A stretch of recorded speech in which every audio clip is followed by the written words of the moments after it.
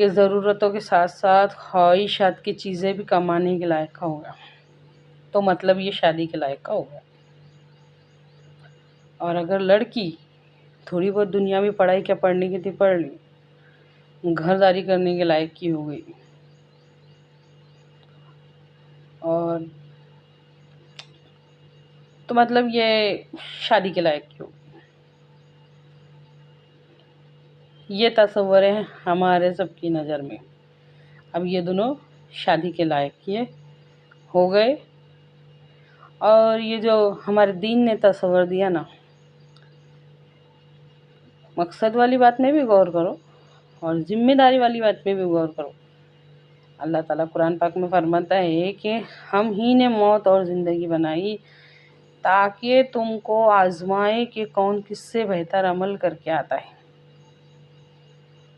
یہ ایک بات، اور ذمہ داری والی بات، تم وہ خیر امت ہو جو پیدا کیے گئے ہو لوگوں کی بھلائی کے واسطے، تم نیکیوں کا حکم دیتے ہو اور برائیوں سے روکتے ہو۔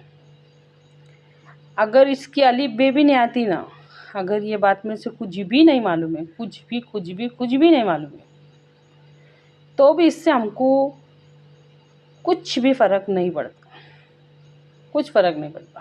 ہمارے بچوں کو دین کا علم ہے کہ نہیں ہے، ان کے تصور میں کیا ہے، اللہ تعالیٰ کے مقصد پہ پورا اتر رہے کہ نہیں، جو اللہ رب العزت نے ذمہ داری دی لی ہے اس کو کچھ سمجھ رہے کہ نہیں، اس سے ہم کو کوئی لینا دینا نہیں ہے۔ ہاں، یہ کمانے کے لائق کے ہو گئے، یہ گھرداری سنبھالنے کے لائق کے ہو گئے، ہاں، یہ ہے سوچ امت مسلمہ کے ماں باپ کی۔ کیوں ذلیل ہو رہے؟ سوچ کے دیکھو، اللہ تعالیٰ نے ہم تمام انسانوں کی دنیا اور آخرت دونوں کی کامیابی دین پہ چلنے میں رکھی ہے، اور دین کا تصور آج ہماری نظر میں غور کر کے دیکھو، سوچیں گے نا بہت کچھ بغیر کسی کے سمجھائے سمجھ میں آ جائیں گا۔ کل ہی ان باتوں میں غور کرو، کیا ایسا ہو رہا، کیا نہیں ہو رہا،